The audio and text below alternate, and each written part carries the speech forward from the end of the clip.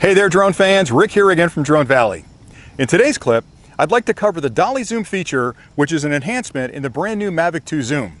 Now before I get too deep into it, I know there's a lot of serious photographers out there that are going to watch this clip and go, Rick, this is nothing new. We can all do this already. We can do it in post, we can do it with our cameras, we can actually put a dolly on the ground and create the effect rolling that dolly back. But what's different about this for me in particular is I'm not a professional photographer. I'm learning and I'm trying to get better at it, but I'm just a guy who loves to fly quads. So the fact that DJI built an automated dolly zoom inside this particular quad that I can pretty much use anywhere I need to on any subject that's in front of me gives me another tool in my cinematography toolkit to sort of tell the stories that I need to tell. And it's a very easy feature to use. So let me talk about the history of it. So dolly zoom's been around for probably 60 plus years, and it's been used in movies all the way back to the 50s. And Hitchcock was famous for it in Vertigo. Jaws uses it, Raging Bull uses it. There's hundreds of examples. Essentially what dolly zoom will do is when you're watching the focus of the picture, the subject stays in focus, but the background and foreground shifts. So it gives you a very unsettling feeling when you're watching that. And part of a movie that they'll use it in most is like a scary part or a disorienting part where they're trying to add some extra visual emphasis to the scene. So it's very, very effective. And if you want to go back and watch those, there's tons of clips out there that are just shortcuts between different dolly zooms that have been used in movies. But for me, I love the fact that it gives me a much more expanded palette of images when I go out there to film. So I'm going to give you a couple examples in a minute and give you some experience on what I've learned using it over the last couple of weeks. But what I like so much about it again is that they built it into the brains of the quad. So there's nothing I have to do. You basically go into that function, you select dolly zoom, you put a little box around what you want to be the center of your focus, you hit the button, it counts down 3, 2, 1, and it does it automatically. And essentially what it's doing is it's varying the focus of the camera, and it only works on the zoom because it's got the focus of the camera and the distance away from the subject. So essentially it does a flyaway dolly zoom, not a fly up close, because you can do both. You can come in and change the focus as you're approaching it, or you can pull back and, not the focus, but the zoom. You can pull back and change the zoom as you go back. This one changes the zoom on the way back. So when you start it, it'll actually fly back and up as it's zooming in. So it's a weird effect where the camera's zooming in on the subject, but the quad's flying away from it, and it's absolutely amazing. Now I thought it was going to be easy to do, and it kind of is, but there's a few things you need to know. So I'm going to show you a couple of examples of how I think I've gotten a little bit better at it. So this first one you're looking at was me out in one of my fields that I love to fly in, and I thought, let me just take a shot of the clubhouse and do a dolly zoom against it. And you can see the effect there. It's working pretty well. The problem was I was too close to the clubhouse, so the effect pulling back didn't give me the dramatic effect that I was looking for. So I spent a little bit more time playing around with it there, and kind of that's the best one I got that afternoon of flying. The next one has me out in the Pine Barrens, another great place for me to fly. I love being out in the Pine Barrens. It's this sort of area out in New Jersey that's just wild, and it's wilderness, and there's tons of pine trees out there.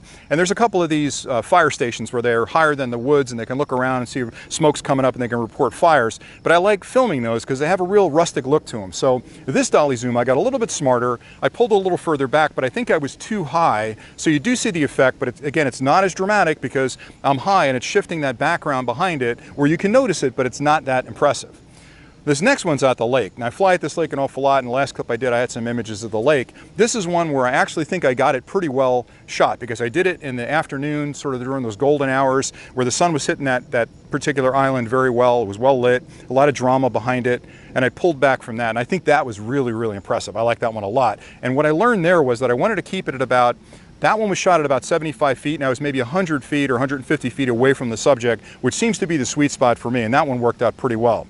Now this last one I'm really proud of. So there's an area down in South Jersey, if you go further than the Pine Barrens, called Batstow Village. It's an old abandoned village basically that used to be there hundreds of years ago. There was a thriving community down there that did iron smelting, and then they did pottery and stuff, and then it was abandoned. So it's completely wide open. You can go there and visit it. You can walk around and check out all the places, but there's a mansion there, and I love that mansion because it's got such a cinematic view to it. It's got a very rustic look to it, so I love filming that mansion. So I thought, let me try the dolly zoom there and see how that looks. Now I could make up a story here, and I will, just to scare you a little bit. I'm sure it's not gonna, it'll probably make you giggle more than anything, but the story goes that one of the husbands went away to war, and the wife that lived in that mansion waited for him to come back, and he never made it back. And she stayed up in that widow's peak, which is the focus of this dolly zoom, looking for that husband until the day she died. And when she passed away, people still say that that building is haunted. Now, if you watch close during this dolly zoom, you're gonna see a little figure in that window as I pull back in the dolly zoom. And if this doesn't give you chills, man, you better check your pulse. So here comes the example.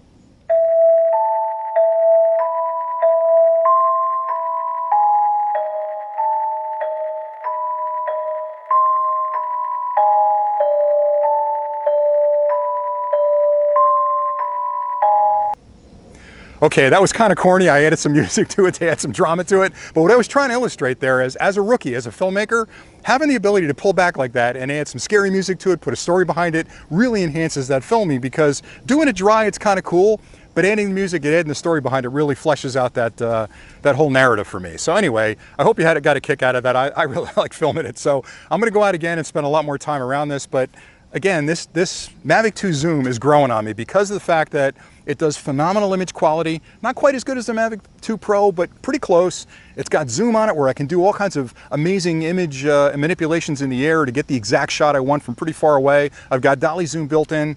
I'm falling in love with this thing pretty quickly. Now I'm going to put a clip together to sort of give you recommendations between the two. That's not today's job, but I hope you found this helpful, because man, this Dolly zoom is something I'm going to use a lot. And I'm sure in a year's time, every video out there that's got a quad in it is going to have a Dolly zoom shot in it. So just use it judiciously. Don't use it in every clip you're out there for. Use it to emphasize certain aspects of whatever narrative you're trying to convey. So anyway, that's pretty much it for today. I hope you found this helpful. I had a lot of fun putting it together. If you have any questions at all about this function or something else about any of the quads that I talk about, drop them in the comments below. If you haven't subscribed to the channel, do me a favor and hit that subscribe button, turn on notifications. I have a ton more stuff coming that I'm sure you're going to be interested in, and I just love talking about technology in general. So stay tuned to the channel. I'm sure you'll find some of these clips interesting. And that's pretty much it for today. So thanks an awful lot for watching. Thanks an awful lot for your support. And until next time, happy flying.